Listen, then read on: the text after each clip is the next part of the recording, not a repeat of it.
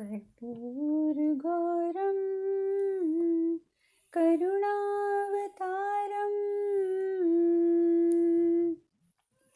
संसारसारं भुजगेन्द्रहारं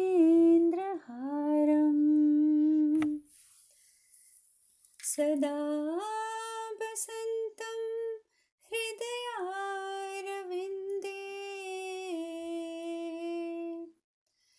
भवं भवानी सहितं नमामि भवं भवानी सहितं नमामि भवं भवानी सहितं नमामि। ओम नमः शिवाय, ओम नमः शिवाय, ओम नमः शिवाय। कल हमने कथा में बात करी थी कि महादेव और माता पार्वती एकांत के लिए प्रस्थान कर चुके हैं। महादेव ने एक बहुत सुंदर वन का निर्माण किया है और महादेव ने ये भी कहा है कि पार्वती तुम इस वन की स्वामिनी रहोगी और ये वन पार्वती वन के नाम से जग में जाना जाएगा। उधर दूसरी ओर गणेश जी, जब उन्हें ये ज्ञात होता है कि उनके माता पिता एकांत के लिए गए हैं, प्रस्थान कर चुके हैं, कार्तिकेय भी नहीं है कैलाश पर, तो गणेश जी कहते हैं कि आप में से किसी को चिंता करने की आवश्यकता नहीं है, क्योंकि पिताजी के स्थान पर कैलाश की सारी जिम्मेदारी अब मेरी है, मैं कैलाश का ध्यान रखूंगा। महादेव के स्थान पर गणेश जी ज्ञान सभा का भी आयोजन करते हैं। सभी प्रेत गणों को, नंदी जी को, सबको बिठाकर ज्ञान चर्चा करते हैं। और ये भी मैंने बताया था, विषय ढूंढते हैं वो भोजन, कि भोजन जो है वो मूलभूत आवश्यकता है हर इंसान की, और इसको पूरा करने के लिए कैसे लोग उचित और अनुचित कार्य करते हैं, क्यों वो फर्क नहीं कर पाते कि उचित क्या है अनुचित क्या है, जबकि उचित कार्य करने वाला भगवान के नज़दीक पहुंचता है, यहीं दूसरी ओर अनुचित कार्य करने वाला भगवान से कोसों दूर हो जाता है। तो बहुत प्यारे तरीके से गणेश जी ने सब बातें समझाई और वहीं इंद्रदेव भी उपस्थित होते हैं। वो बड़ी देर से सुन रहे होते हैं ये बातें। तो इंद्रदेव को देखकर गणेश जी ये तक कह देते हैं, पर कुछ लोग हैं जिनके पास सब कुछ होता है, सब कुछ, परंतु फिर भी वो भगवान की ओर जाने की बजाय स्वयं में अभिमान भरना शुरू कर देते हैं। और इंद्रदेव समझ जाते हैं कि बेशक नाम नहीं लिया, लेकिन गणेश जी सुना नहीं रहे हैं। अब जब वो इस तरीके से बात करते हैं, तो ज्ञान सभा समाप्त करते हैं, तो इंद्रदेव बोलते हैं कि मुझे महादेव से मिलना है, बुलाइए महादेव को। तो गणेश जी बोलते हैं आपको क्या काम है महादेव से? तो इंद्रदेव बोलते हैं मुझे एक गंभीर विषय पर चर्चा करनी है, इसलिए आप बुलाइए महादेव को, मैं आपसे नहीं महादेव से बात करना चाहता हूँ। तो गणेश जी हंसने लग जाते हैं। गणेश जी कहते हैं गंभीर विषय? वो कहते हैं देवराज इंद्र, आपका गंभीर विषय तो सिर्फ एक ही होता है, आपकी असुरक्षा। आपके असुरक्षा से संबंधित विषय ही सिर्फ आपके लिए गंभीर विषय होता है। ठीक है ना देवराज, मैंने गलत तो नहीं कहा? इंद्रदेव को गुस्सा तो बहुत आता है, पर अपने ऊपर काबू रखते हुए बोलते हैं, कहते हैं कि मेरा सिंहासन संकट के ऊपर संकट मंडरा रहा है और आपको हास प्रयास सूझ रहा है। तो गणेश जी कहते हैं मैं हास प्रयास नहीं कर रहा हूँ, मैं आपकी समस्या का समाधान कर सकता हूँ, किंतु अपने सिंहासन के लिए सबसे बड़ा संकट तो आप स्वयं ही हैं, आप स्वयं हैं, और इसीलिए आप बार बार बार बार भूल करते हैं। स्मरण तो है ना आपको? यदि भूल गए हो तो मैं स्मरण करा सकता हूँ आपको। आपने तो भैया को भी क्या कुछ कह दिया था, क्योंकि आप तो भैया से बस सुरक्षित हो गए थे, और आपने तो अपनी असुरक्षा के कारण मुझे और भैया को बहुत हानि पहुंचाई, बल्कि आपने तो हमारे परिवार में कलह की स्थिति तक उत्पन्न कर दी थी, उसका भी पूर्ण प्रयास कर लिया था। किंतु आपका भय हर बार निराधार साबित हुआ है, हर बार। जाइए देवराज जाइए, यदि ज्ञान सभा में कुछ भी ज्ञान अर्जित हुआ हो ना, तो शांत और निश्चिंत होकर अपने स्वर्ग लौट जाइए, आपको कोई नुकसान नहीं होगा। इंद्रदेव कुछ जवाब नहीं देते और गुस्से से भरे हुए वहां से प्रस्थान कर जाते हैं। स्वर्ग पहुंचते हैं, क्रोधित बृहस्पति जी को बोलते हैं कि मैं तो ऐसे ही गया, जिसको देखो उठकर मेरा अपमान कर देता है, कभी कार्तिकेय मेरा अपमान कर देता है, कभी गणेश मेरा अपमान कर देता है, ये सब महादेव के कारण है। उन्होंने अपनी संतानों को ये सब बोला हुआ है, वो लोग मुझे कुछ समझते ही नहीं है। तो ऋषि गुरु जो होते हैं बृहस्पति, वो कहते हैं देवराज किसने आपका अपमान किया? गणेश ने आपका अपमान करने की मंशा से तो ये बातें कही नहीं थी, उसे तो जो ठीक लगा वो उसने वही कहा।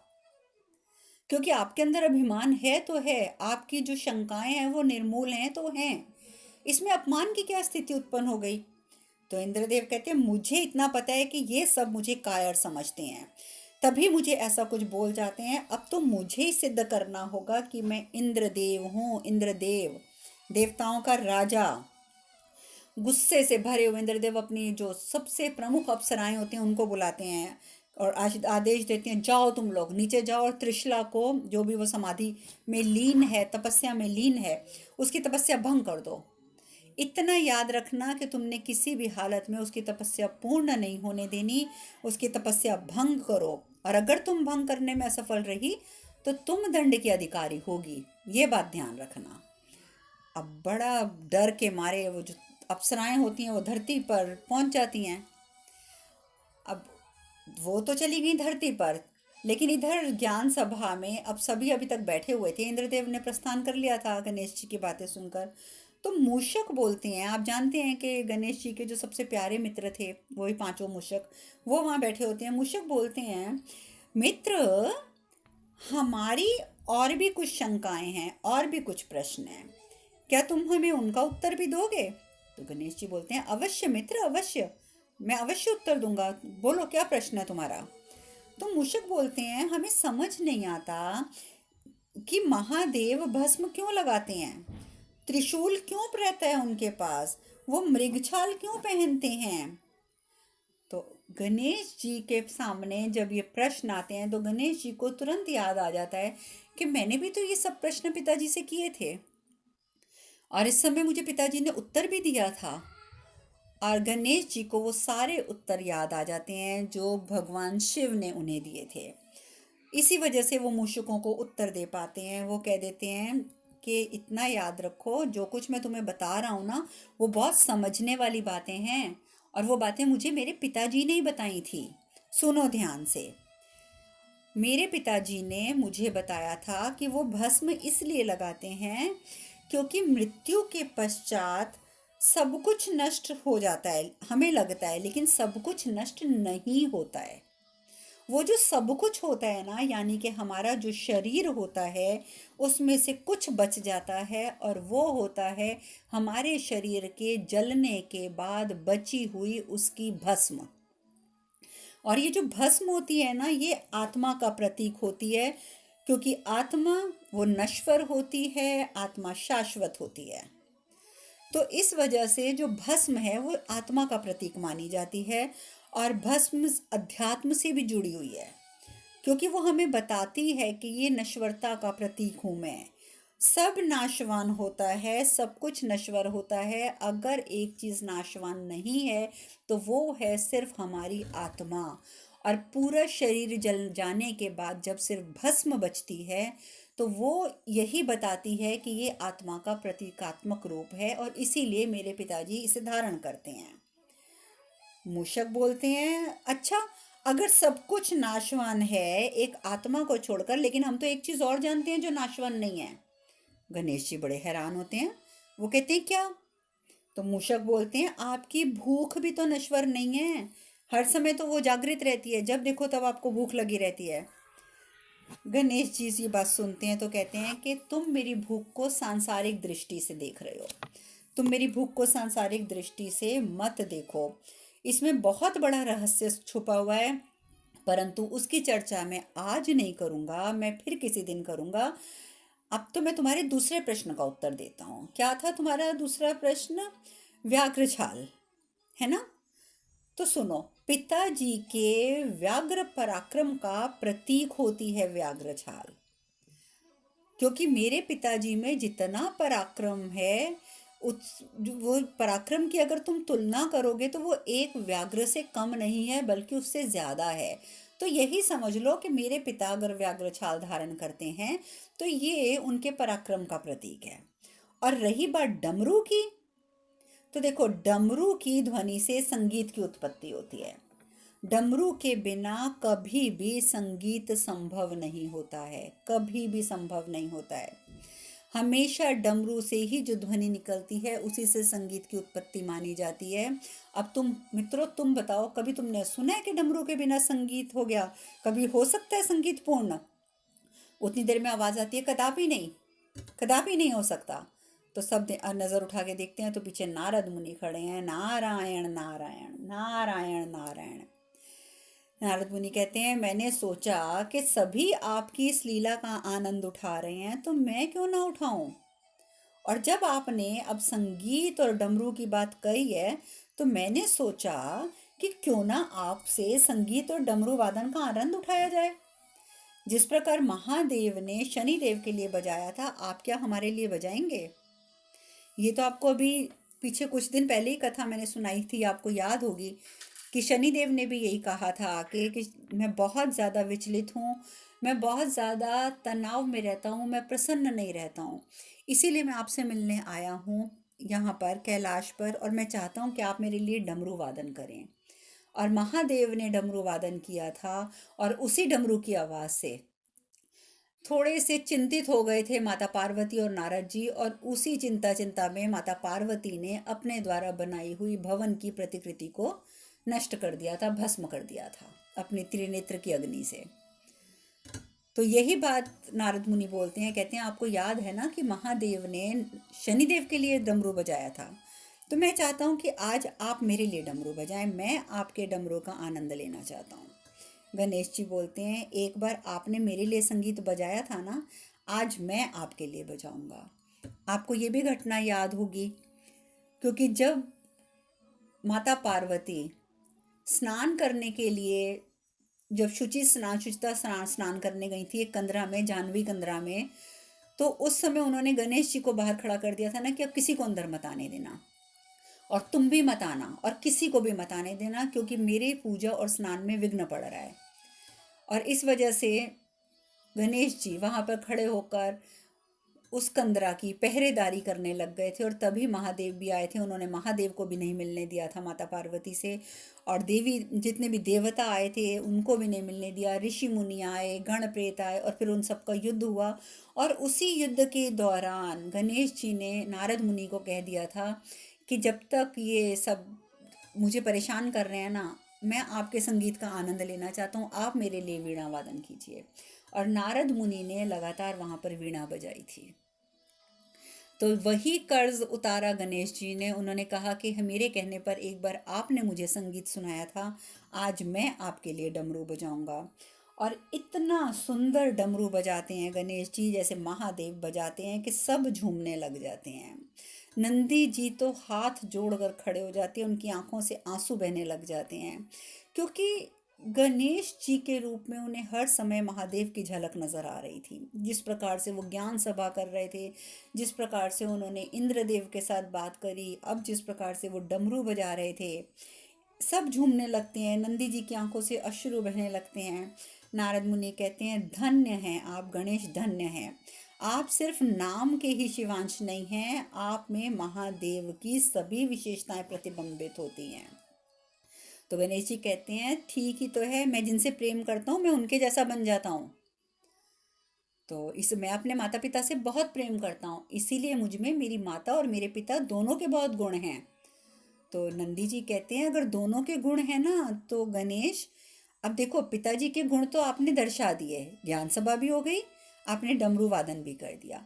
अब आप अपने माता जी के गुण दर्शाइए अपने अंदर, क्योंकि हम सबको भूख लगी है और हम तो खाना बनाना जानते नहीं है, परंतु आप में तो माता पार्वती के गुण है ना, तो आप चल के भोजन का तैयारी कीजिए, हम सबको भूख लगी है। और देखिए, छोटे से गणेश जी जिन्होंने पहले महादेव की भूमिका निभाई, अब माता पार्वती की भूमिका निभाने चल पड़ते हैं। सबके लिए भोजन बनाते हैं। एक बार पहले भी बनाया था ना, जब माता पार्वती राजा आयु के घर गई थी, महल में गई थी शगुन लेकर। आज फिर उन्होंने भोजन बनाया, और भोजन इतना स्वादिष्ट बना रहे थे कि जब नारद मुनि वहाँ से प्रस्थान करने लगे तो उन्होंने स्वयं नारद मुनि को पहले तो खुद ही रोक लिया कि देवर्षि अभी जाइए मत, मैं भोजन बना रहा हूँ ना, मैं बहुत स्वादिष्ट मोदक बनाऊंगा, आप खा के जाइएगा। और नारद मुनि भी खुशबू से, उनका मन तो ललचा ही रहा था, वो भी तुरंत रुक गए। और इस प्रकार गणेश जी ने सबको पहले ज्ञान सभा में ज्ञान दिया, फिर सबको एक साथ भोजन खिलाया। और देखिए, सबसे छोटे होने के बाद भी उन्होंने भोजन सबसे अंत में किया, क्योंकि माता पार्वती सबको भोजन कराने के बाद खुद भोजन सबसे आखिर में करती थी। तो ये है हमारे गणेश जी की लीला, की लीला, की लीला। उधर दूसरी ओर काफी समय बीत जाता है, महीना बीत जाता है, लेकिन त्रिशला की तपस्या को भंग नहीं कर पाती हैं अप्सराएं। और इंद्रदेव जो हैं वो इतने चिंतित हो जाते हैं कि उन्हें समझ ही नहीं आता कि अब क्या किया जाए। वो हैरान होते हैं कि बड़े बड़े ऋषि मुनियों की तपस्याएं भंग कर दी इन अप्सराओं ने। आखिर क्या कारण है कि त्रिशला की तपस्या वो भंग नहीं कर पा रही हैं। लेकिन गुरु बृहस्पति उनको बिल्कुल भी इस बात को, वो उनके साथ वार्ता नहीं करते, चर्चा नहीं करते, क्योंकि उन्हें यही प्रतीत होता है कि त्रिशला भक्ति के लिए तपस्या कर रहा है। त्रिशला से असुरक्षित महसूस करना ये बिल्कुल निर्मूल बात है, बेकार बात है। लेकिन इंद्रदेव हैं कि उनके ऊपर ऐसी किसी बात का असर नहीं होता। उन्हें तो 24 घंटे चिंता है, तो सिर्फ इस बात की कि मेरा सिंहासन कोई मुझसे छीन ना ले। उधर दूसरी ओर माता पार्वती और महादेव वो उस वन में रहते हैं। माता पार्वती एक बहुत सुंदर सा एक पुष्प का पौधा उठा के लाती हैं, मतलब उपस्थित करती हैं अपने हाथों से। और उस पौधे को वो उस वन में, उस धरती में जब उगाती हैं, लगाती हैं, उसको बोती हैं, तो वो कहती हैं कि महादेव, मैं ये जो पौधा है मैं यहाँ लगा रही हूँ, मैं चाहती हूँ कि ये यहाँ पर हमारे प्रेम का प्रतीक बन के रहेगा। इस पर इतने सुंदर पुष्प उगेंगे कि जो भी उन पुष्पों को छुएगा ना, तो उन्हें खुद ब खुद हमारा स्मरण हो जाएगा। महादेव भी उसी समय हाथ आगे करते हैं, अपने हाथ में पानी वो एक पत्ते में उपस्थित करते हैं और अपने हाथों से उस पौधे को सींचते हैं और कहते हैं कि ये पौधा शिवा के नाम से प्रसिद्ध होगा और इस पर बहुत सुंदर पुष्प लगेंगे। फिर महादेव बैठे होते हैं दोनों, तो महादेव बोलते हैं, पार्वती तुम्हें तो पुष्प बहुत प्रिय है ना। माता पार्वती बोलती हैं, हाँ स्वामी, मुझे बहुत प्रिय है। हमारी 6 ऋतुएं होती हैं ना, तो 6 ऋतुओं में अलग अलग तरह के पुष्प उगते हैं और मुझे उन प्रत्येक ऋतु के पुष्पों से बहुत प्रेम है, बहुत प्रेम है। तो वो कहती है कि स्वामी, हम आपसे एक इच्छा रखते हैं, क्या आप उसे पूर्ण करेंगे? तो वो कहते हैं, हाँ करूँगा। पर महादेव को लगता है कि माता पार्वती को अब 6 ऋतुओं के पुष्पों का ध्यान आ गया है, तो शायद वो पुष्प चाहेंगी। तो माता पार्वती के कुछ कहने से पहले ही महादेव उस जो छोटी सी झील होती है ना, जहाँ वो बैठे होते हैं, वहाँ पर 6 ऋतुओं के पुष्प एक साथ वहाँ उपस्थित कर देते हैं महादेव, एक साथ। तो महादेव बोलते हैं, पर पार्वती पहले उधर देखो, 6 ऋतुओं के पुष्प 6 तरह के उस झील पर लगे हुए हैं। तो माता पार्वती बोलती हैं कि स्वामी, परंतु हमारी एक इच्छा है, आप वो पूर्ण कीजिए। तो महादेव कहते हैं, अवश्य पार्वती, तुम्हें मेरी अनुमति की आवश्यकता ही नहीं है, तुम कुछ भी बोलोगी मैं उसे अवश्य पूर्ण करूँगा। तो माता पार्वती बोलती हैं, स्वामी, हम इन 6 ऋतुओं के 6 पुष्पों का गजरा चाहते हैं। तो महादेव कहते हैं, बस मुझे तो लग ही रहा था कि तुम्हें पुष्पों के बारे में तुम बात करोगी, इसीलिए मैंने पुष्प यहाँ पे उपस्थित कर दिए। तो मैं अभी इन पुष्पों को पिरो के तुम्हारे लिए अपने हाथों से गजरा बना देता हूँ। माता पार्वती बोलती है, नहीं स्वामी, हम आपके श्रम के पुष्पों का गजरा चाहते हैं। आपको प्रत्येक ऋतु में पुष्प तोड़ने होंगे और फिर उन पुष्पों का गजरा बनाना होगा। तो महादेव पता नहीं क्यों, लेकिन ये सुनकर बहुत चिंतित हो जाते हैं। माता पार्वती बहुत हैरान होती हैं, कितनी, क्या हुआ महादेव, आप तो हमारे लिए क्या क्या कुछ करने के लिए तैयार रहते हैं, तो हमारी इतनी सी बात पर आप चिंतित क्यों हो गए? तो महादेव कोई जवाब नहीं देते। माता पार्वती बोलती हैं, आप तो हमारी प्रत्येक इच्छा पूर्ण करते हैं, फिर आज ऐसा क्या हो गया? आज आप ऐसे शांत क्यों हो गए हमारी इस बात को सुनकर? महादेव कुछ भी नहीं कहते, उस समय भी चुप रहते हैं। कुछ सोचने के बाद वो कहते हैं, ठीक है पार्वती, तुम उन पुष्पों का गजरा चाहती हो ना, जो 6 ऋतुओं में उगेंगे और उन्हें मैं खुद तोड़ कर लाऊं, तो ठीक है, लेकिन इसके लिए मुझे यहाँ से और कैलाश से दूर जाना होगा और तुम्हें 1 वर्ष तक मेरी प्रतीक्षा करनी होगी, क्योंकि 1 वर्ष में ही तो वो 6 ऋतुएं पूरी होंगी, और जब वो 6 ऋतुएं पूरी होंगी, मैं उन 6 ऋतुओं से पुष्प लूँगा, तो तभी मैं उनका गजरा बनाऊँगा। तो माता पार्वती बोलती हैं कि ठीक है, हम प्रतीक्षा करेंगे स्वामी आपकी। 1 वर्ष तक हम इसी वन में रहेंगे, इसी वन में रहकर हम आपकी यहीं पर प्रतीक्षा करेंगे, किंतु स्मरण रहे स्वामी, यदि 1 वर्ष के भीतर आप गजरा लेकर नहीं आए तो हम अपने हृदय से आपके अतीत की समस्त स्मृतियों को मिटा देंगे। फिर आपको उसी प्रकार से परिश्रम करना होगा जिस प्रकार से हमने किया था आपको पाने के लिए। फिर आपको परिश्रम करना होगा हमें पाने के लिए। पता नहीं किस धुन में माता पार्वती ये सब कह जाती हैं। बाद में उन्हें महसूस होता है कि मैं ये क्या कहती जा रही हूँ। वो कहती हैं, स्वामी, परंतु हमें पूर्ण विश्वास है कि आप ऐसा नहीं होने देंगे। आप 1 वर्ष की समाप्ति से पूर्व ही गजरा लेकर आएंगे। इसलिए हमने जो भी कहा उसमें कोई संशय मत रखिएगा, क्योंकि ऐसा हम जानते हैं कि आप नहीं होने देंगे। आपसे हम विनती करते हैं स्वामी, आप इसमें कोई संशय मत रखिएगा। महादेव कहते हैं, नहीं नहीं पार्वती, मुझे कोई संशय नहीं है, कोई संशय नहीं है। माता पार्वती कहती हैं कि 1 मिनट और रुक जाइए स्वामी, और वो माता पार्वती उनको निहारने लगती हैं। तो महादेव कहते हैं, ऐसे क्या दिख रही हो पार्वती? माता पार्वती कहती हैं, स्वामी, इन 6 ऋतुओं का वियोग हमारे लिए कितना कठिन होगा ये हम ही जानते हैं। इसीलिए आपको अपने हृदय में बसा रहे हैं, ताकि आपसे दूरी की अनुभूति हमें ना हो। इसीलिए हम आपको लगातार देख रहे हैं। महादेव कहते हैं, पार्वती तुम क्यों चिंता करती हो? ये पवन, ये मेघ, ये समस्त प्रकृति, ये तुम्हें मुझसे जोड़े रखेगी। और जिस दिन ये शिव वृक्ष पूर्ण रूप से विकसित हो जाएगा, वो जो पौधा उन्होंने लगाया था, उस दिन समझ लेना कि मैं तुम्हारे पास पहुंच रहा हूँ, और उसी दिन मैं तुम्हारे पास पहुंच जाऊंगा। अब इस प्रकार से महादेव और माता पार्वती के बीच जो वार्तालाप हुआ मैंने आपको बताया। अब आगे क्या होता है ये चर्चा हम कल करेंगे। आज हम कथा में यहीं विश्राम लेते हैं। हरे कृष्ण कृष्ण कृष्ण हरे हरे, हरे राम राम राम हरे हरे। आप सब खुश रहें, सुखी रहें, स्वस्थ रहें। हरे कृष्णा। ओम नमः शिवाय, ओम नमः शिवाय, ओम नमः शिवाय, शिवाय।